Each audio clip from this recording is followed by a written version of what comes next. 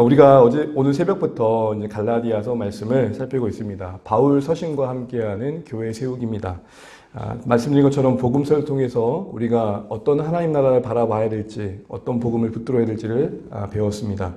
그런데 그 복음을 향하는 우리의 걸음이 공동체와 함께하고 또 교회를 통해 이루어진다 생각할 때에 그럼 그것이 어떻게 펼쳐져야 되고 그것이 이루어지는 과정 속에 어떤 저항과 어떤 부딪힘을 만나게 되는지 각각의 시대 속에 존재했던 교회를 보낸 편지의 내용 속에 오늘 우리 다시 한번 오늘을 돌아보면서 나아갈 내일의 모습을 볼 수 있겠다 싶습니다.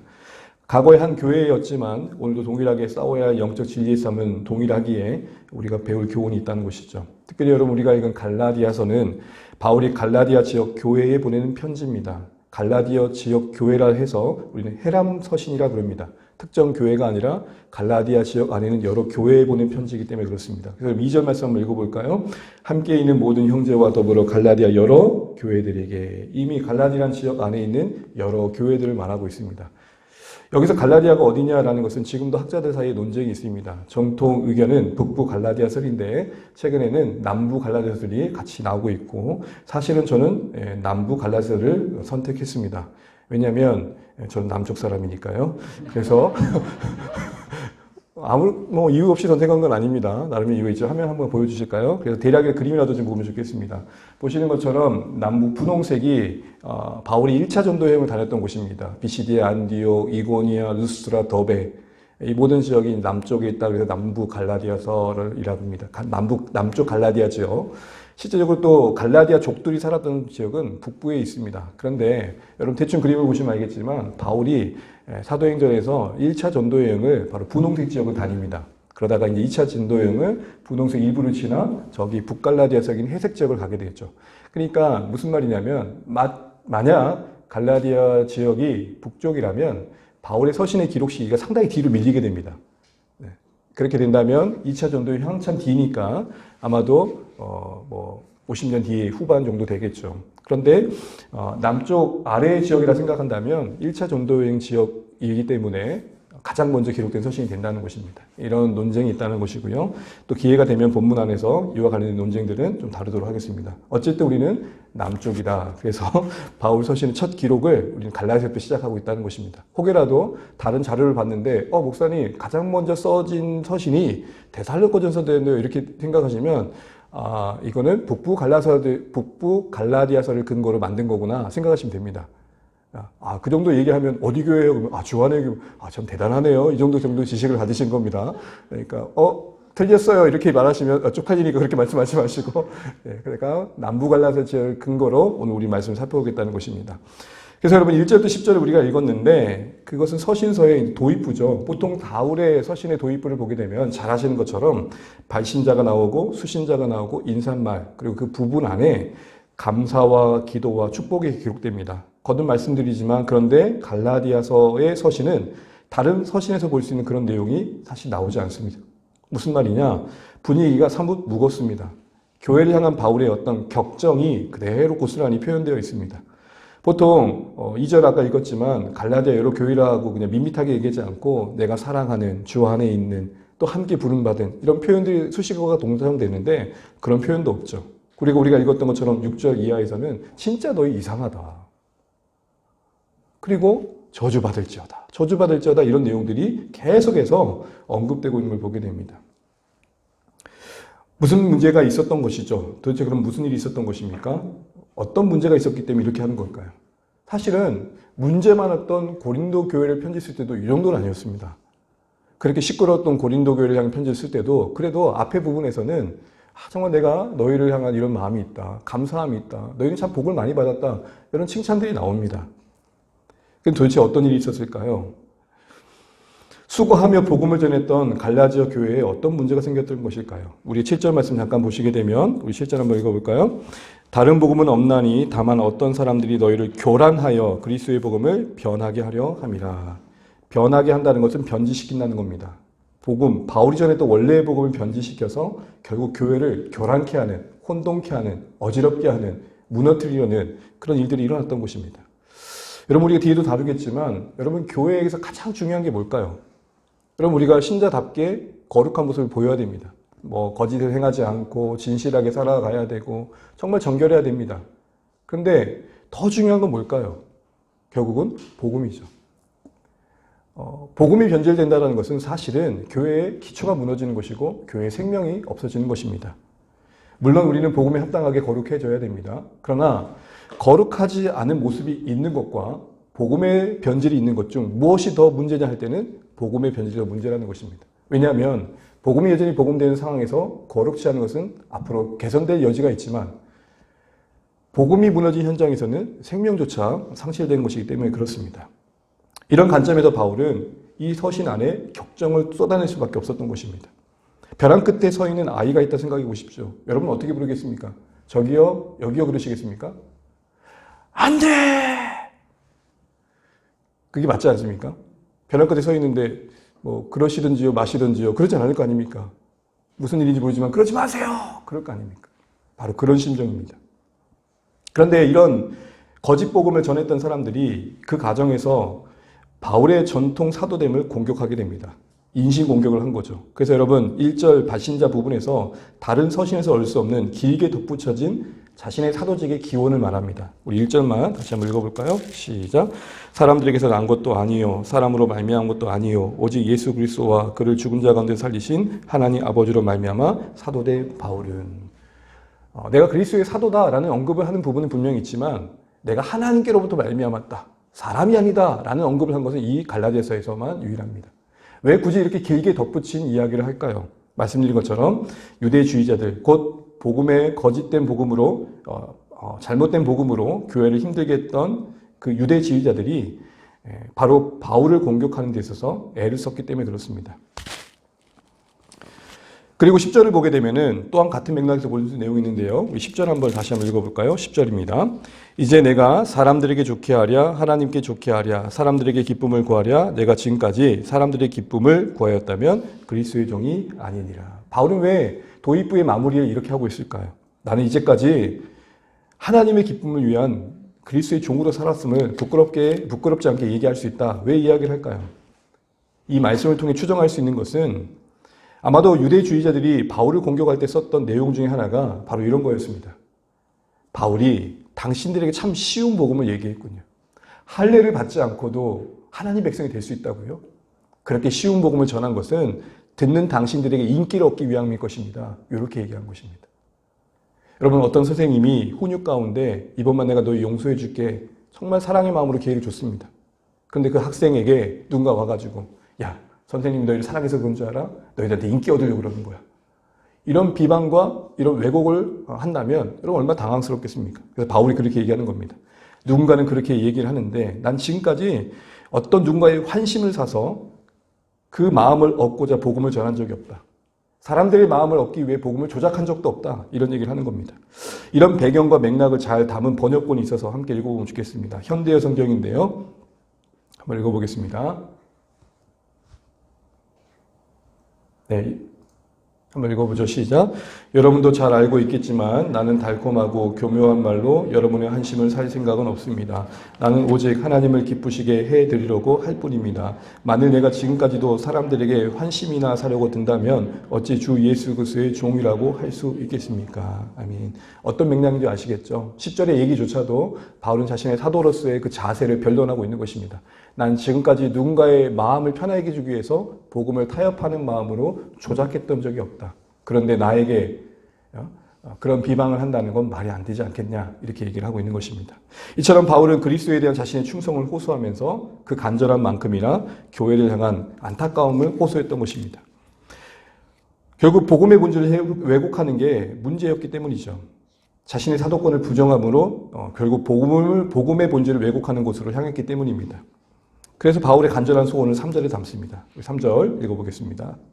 우리 하나님 아버지와 주 예수 그리스도로부터 은혜와 평강이 있기를 원하노라. 너무 잘하는 인사말이지만 유독 갈라디아서 안에서는 간절한 기도로 와닿지 않습니까?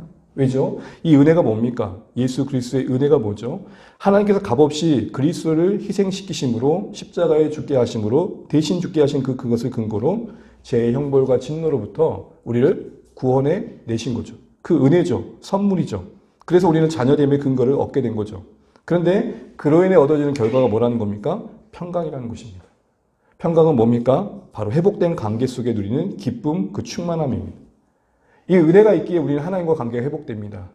이 은혜가 있기에 우리는 서로의 관계 속에서 회복이 됩니다. 이 은혜가 있기에 우리는 우리 자신을 사랑하게 됩니다. 이 은혜를 조금 더 실제적인 언어로 바꾸면 용서일 것입니다. 하나님의 용서가 있기에 우리는 하나님과 관계를 회복할 수 있는 것입니다. 또한 우리는 서로를 용서하기에 함께 갈 수 있는 것입니다. 또한 우리는 우리 자신을 용서하기에 우리를 붙들 수 있는 것입니다. 그게 바로 평강입니다. 은혜의 결과로 주는 평강이 정말로 갈라디아 교회 간에 간절하게 바랐습니다. 그러면서 그 평강의 근원이신 예수님이 구체적으로 뭘 하셨는지 다시 한번 되짚어 언급하면서 바울은 갈라디아 교회의 그 필요를 다시 한번 상기시켜 줍니다. 우리 4절 5절 한번 읽어보겠습니다. 그리스도께서 하나님 곧 우리 아버지의 뜻을 따라 이 악한 세대에서 우리를 건지시려고 우리 죄를 대속하기 위하여 자기 몸을 주셨으니 영광이 그에게 세세토록 있을지어다. 아멘.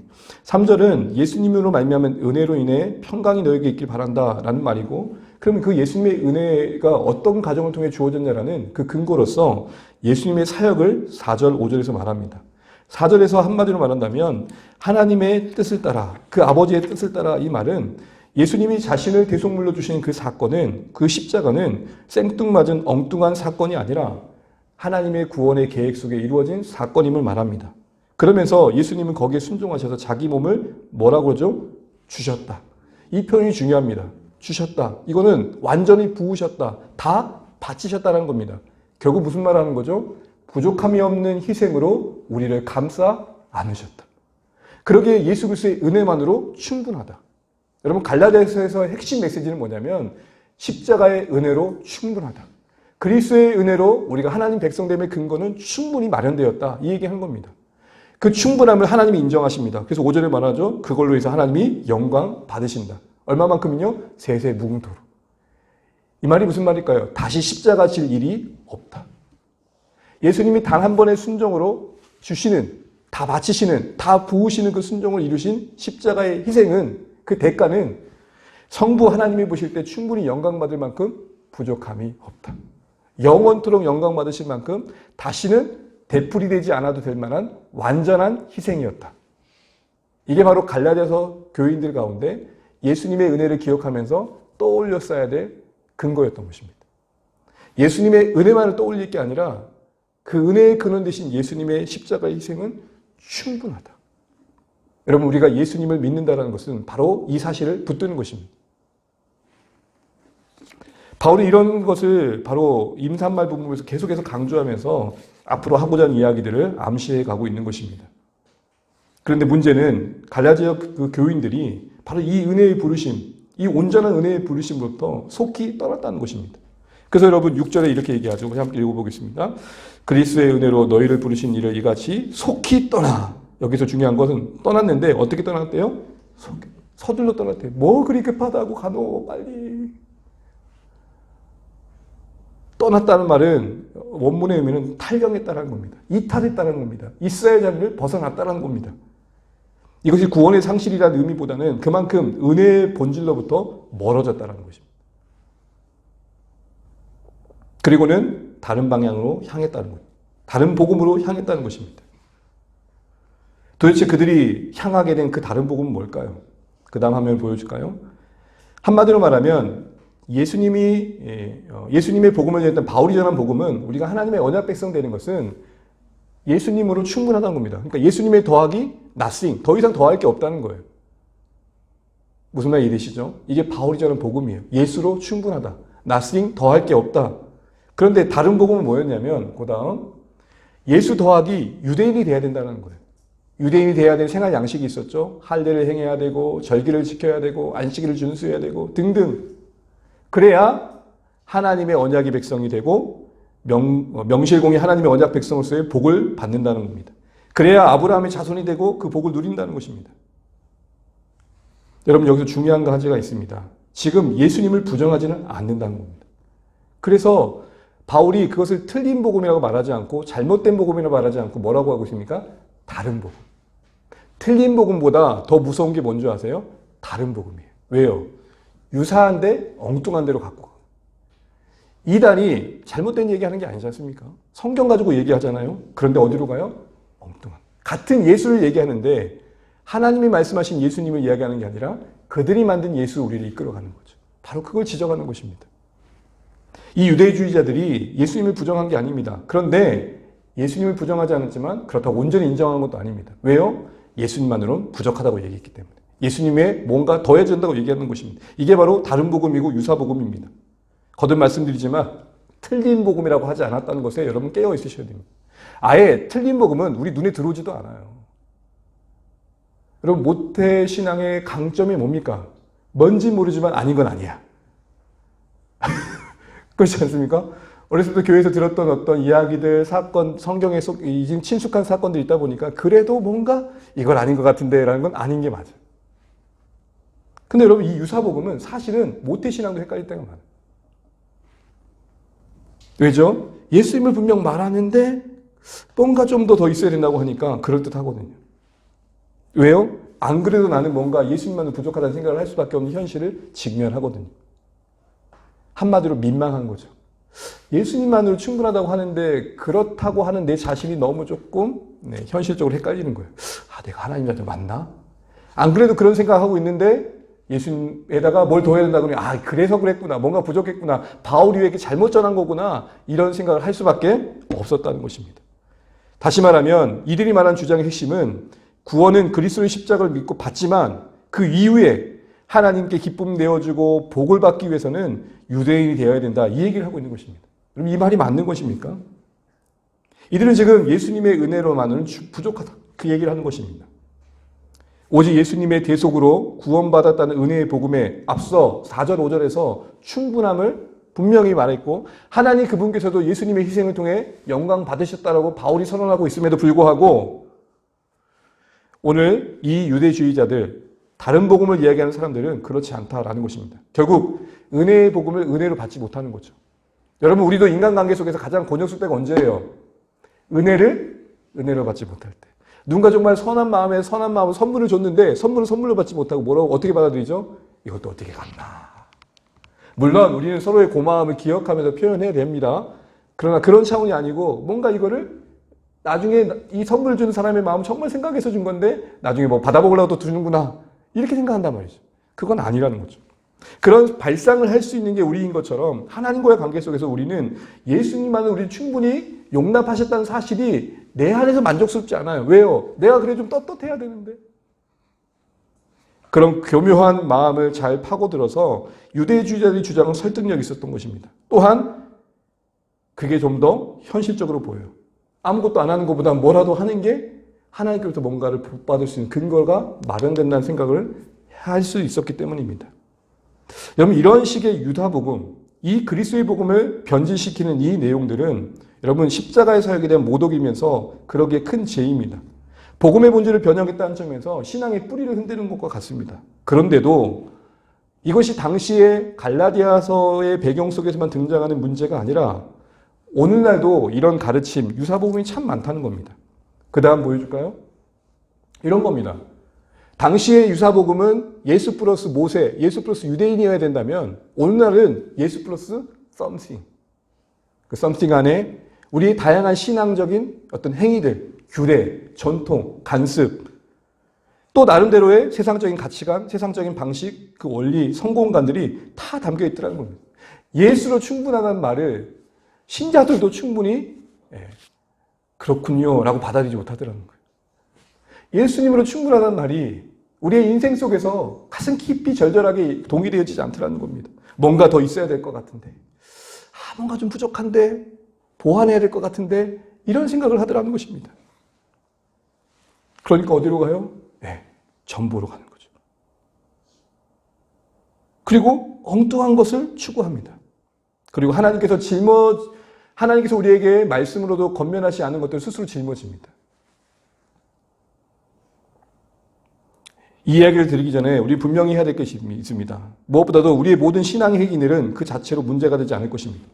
각자의 신앙의 양심과 의지와 의욕과 소원함을 따라서 우리는 다양한 것들을 할 수 있습니다.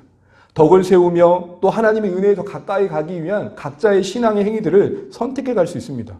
문제는 뭐냐? 그게 예수 외에는 그 어떤 것도 자리 잡을 수 없는 근거와 조건의 자리를 차지하는 것입니다.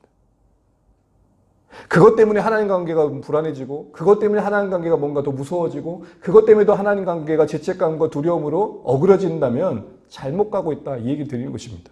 왜요? 우리는 부르신 그 순간부터도 다른 그 어떤 것도 아닌 예수로만 부름받았고, 예수 안에서만 용납받고 있고, 예수 안에서 완성될 것이기 때문에 그렇습니다. 그런데도 우리는 유사복음에 휘달립니다. 예를 들어 볼까요? 이런 말을 종종 듣습니다. 예수 플러스 썸씽이 한 예입니다. 예수 믿는 것만으로는 충분하지 않다.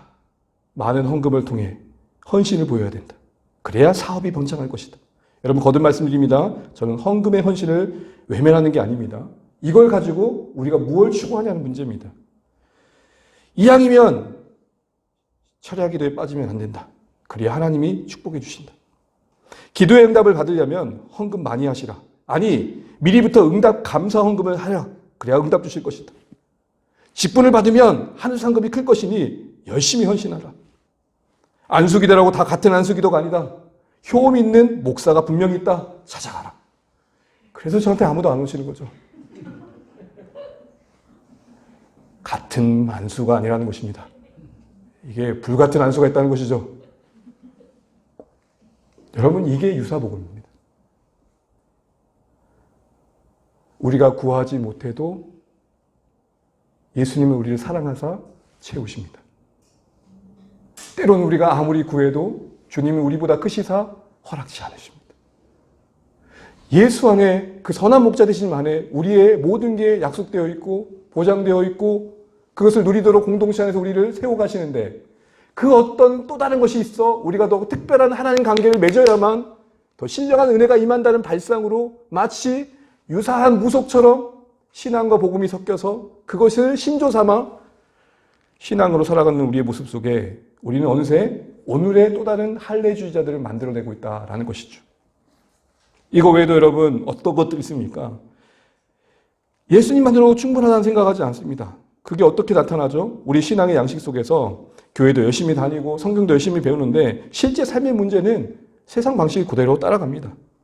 교회 다니는 걸 제외하면 다 같은 거죠. 예를 들어서 정말로 열심히 예배를 드리고 헌신하고 있는데 자녀 교육만큼은 옆집 아줌마와 상의합니다. 사업을 해도 하나님이 인정하는 자들과 같지 않습니다. 삶의 모든 영역에 있어서 하나님 나라를 경험하지 못합니다.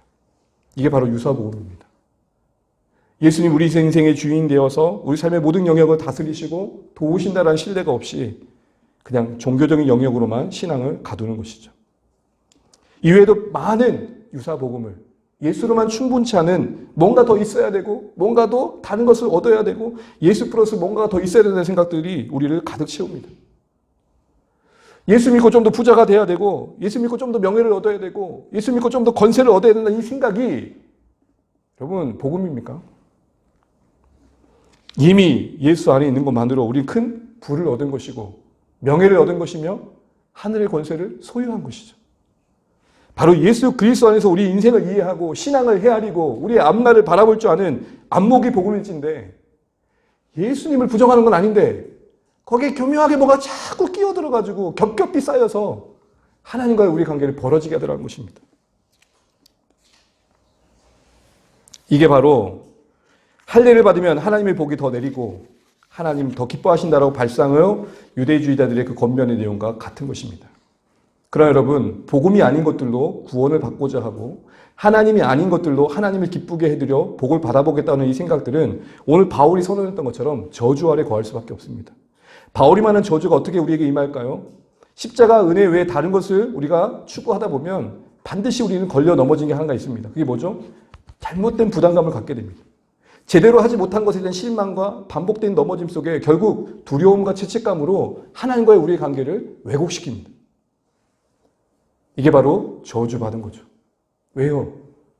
마치 뜨거운 태양이 먹구름에 가리워 그 빛을 우리에게 비추지 못하듯 우리 스스로 추구한 이 잘못된 유사복음의 삶의 방식 속에서 우리는 하나님의 은혜를 스스로부터 걷어내더라는 것입니다.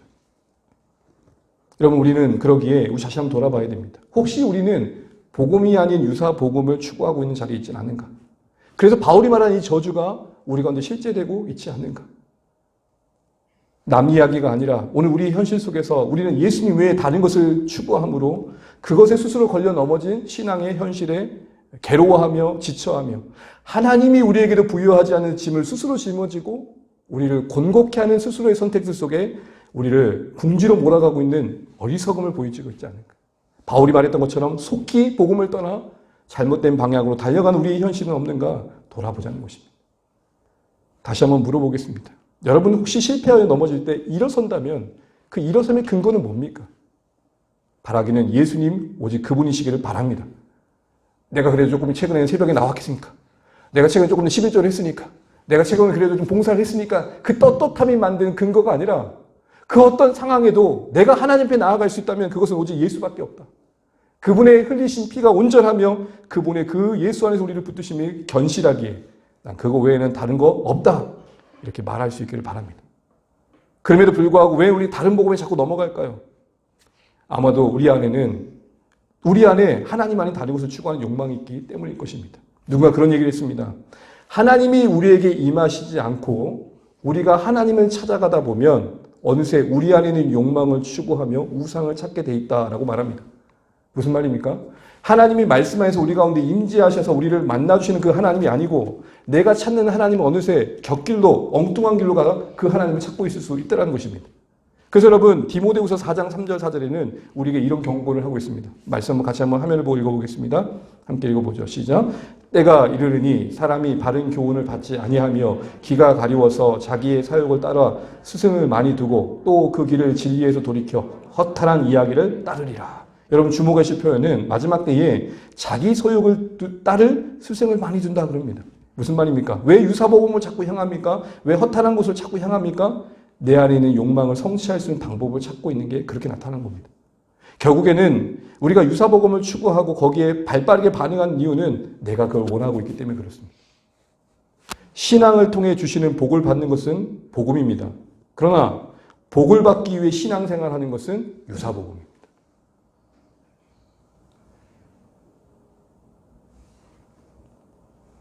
또한 악한 자의 계계가 있기 때문에 그렇습니다. 고린도후서 4장 3절 4절 한번 읽어보겠습니다. 시작. 만일 우리의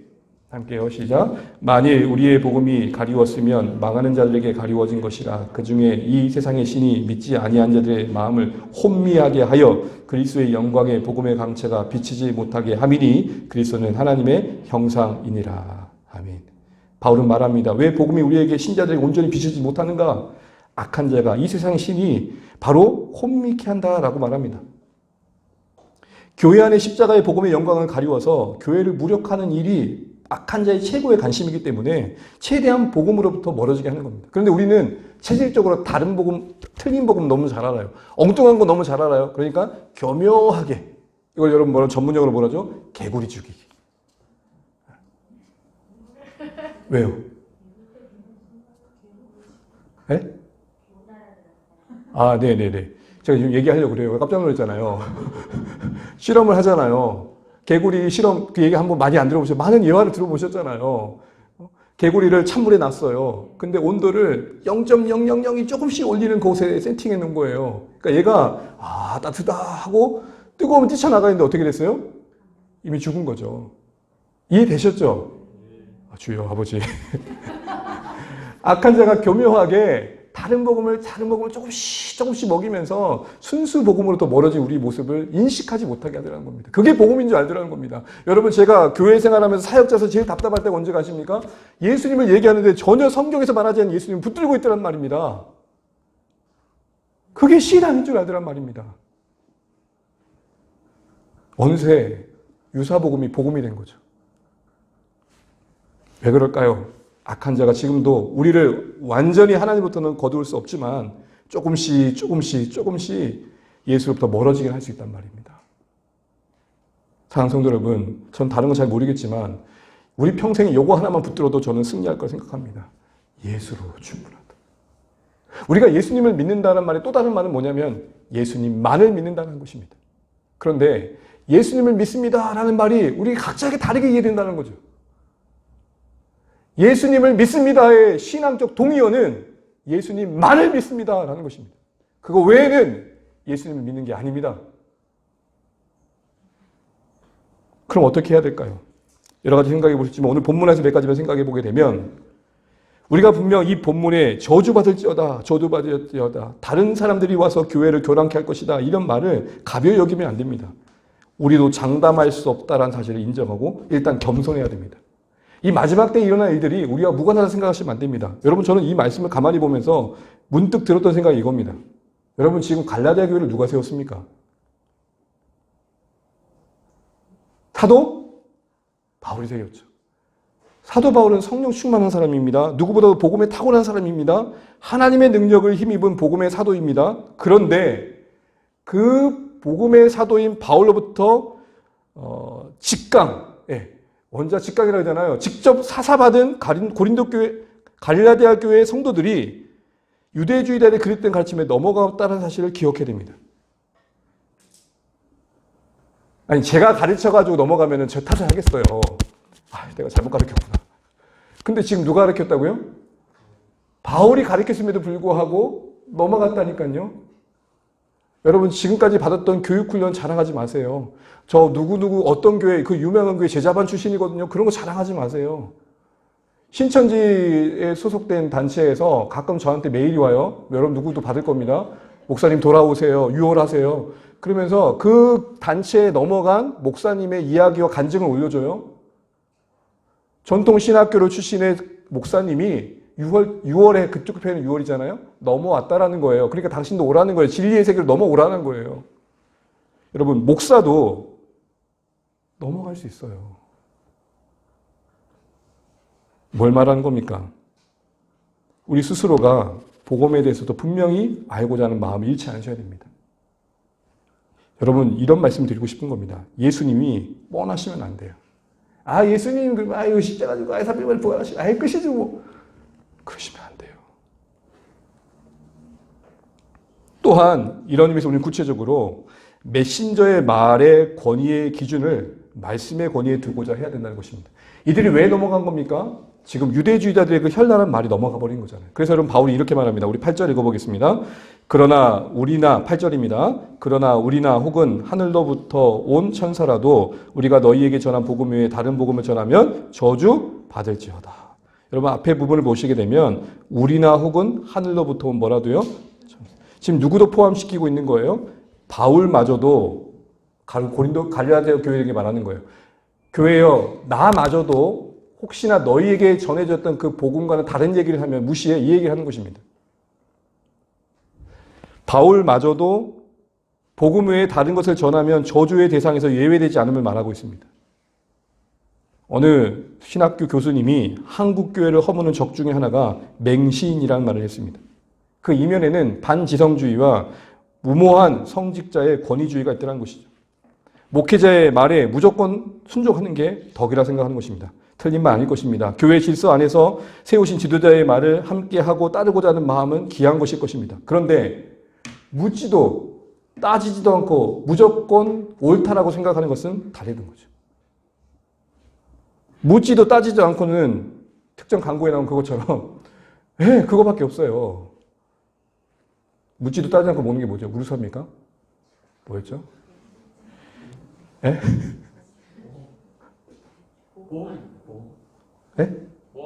보험.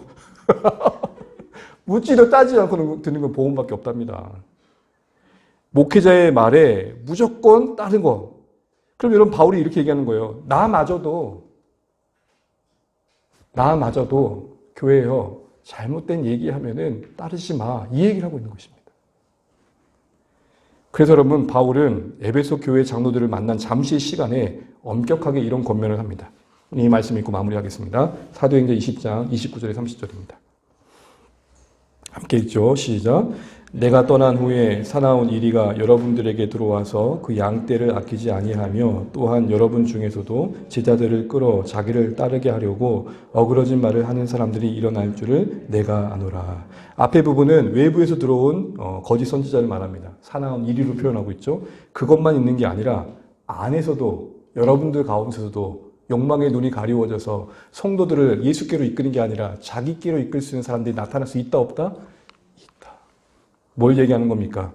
교회가 깨어있지 않으면 교회 지도자마저도 엉뚱한 방향으로 성도들을 끌어가는 일에 헌신할 수 있음을 보여주고 있는 것입니다. 결론은 그렇습니다. 그러므로 복음이 분명해지셔야 됩니다. 복음에 익숙해지신 걸 넘어서 확신의 자리에 서셔야 됩니다.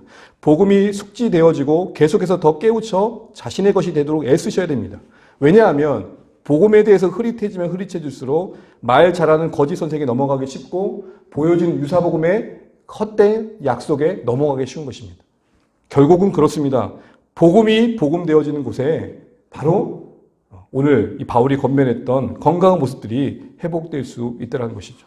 찬송도 여러분, 우리 다시 한번 말씀을 맺으면서 우리 자신 한번 돌아보면 좋겠습니다. 바울은 바울 자신마저도 복음이 아닌 다른 것을 얘기할 수 있는 가능성을 열어놓고 있습니다. 뭘 말할까요? 우리도 확신할 수 없는 것입니다. 우리도 겸손해져야 됩니다. 나도 모르게 내 몸에 익숙해진 것이 신앙일 수 있다라고 생각하는 거죠. 나처럼 해야 된다는 생각을 하는 거죠. 틀렸다고 볼 수 없겠지만 복음의 빛 아래서 우리는 날마다 발갛게 벗겨져서 깨어져서 갱신되어지지 않으면 내가 믿고 있는 바가 복음이라고 말하고 강조하고 강요하고 엉뚱한 방향으로 끌고 갈 수 있다는 사실에 여지를 두셔야 됩니다. 바울 자신마저도 잘못된 말을 할 수 있다는 가능성을 열어놓았듯 나도 하나님의 은혜가 없고 말씀 앞에 엎드림이 없고 늘 듣고 상고함이 없으면 예수를 부정한 건 아니나 유사 복음과 잘못된 복음의 자리에 서서 그게 복음인 줄 알고 하나님 배에 살아갈 수 있다는 사실입니다. 사랑하는 성도 여러분, 오늘의 마지막 교훈은 바로 이겁니다. 복음이 더 복음되도록 겸손히 복음을 알아가자. 그래서 여러분, 우리가 매일 유튜브를 통해서든 현장을 통해서든 말씀 듣는 자리 찾으시고 또한 다시 한번 듣고 또 들으시면서 정말 복음에 대한 분명한 인식을 해야 되는 거예요. 개인적으로도 말씀을 더 가까이 하십시오. 또 신앙의 체계적인 내용을 확고히 해가는 일에 힘쓰십시오. 그러면서 복음이 흐릿해지지 않도록 해야 됩니다. 그래야 거짓 선지자에 넘어가지 않습니다. 그래야 잘못된 복음에 넘어가지 않습니다. 우리 모두 이 일에 깨어 있으셔서 주시는 말씀에 근거해서 오늘 저주받을지어다, 저주받을지어다 그런 말을 들을 수밖에 없었던 갈라디아 교회를 반면교사 삼아 우리도 그럴 수 있다는 사실을 기억하면서 오늘 바울이 도전하고 권면하고 또 경고했던 것처럼 이것을 우리가 기꺼이 수용해서 겸손히 하나님의 말씀을 더 가까이 해야겠다라고 결단하실 수 있는 오늘의 말씀이시기를 주님의 이름으로 축복합니다.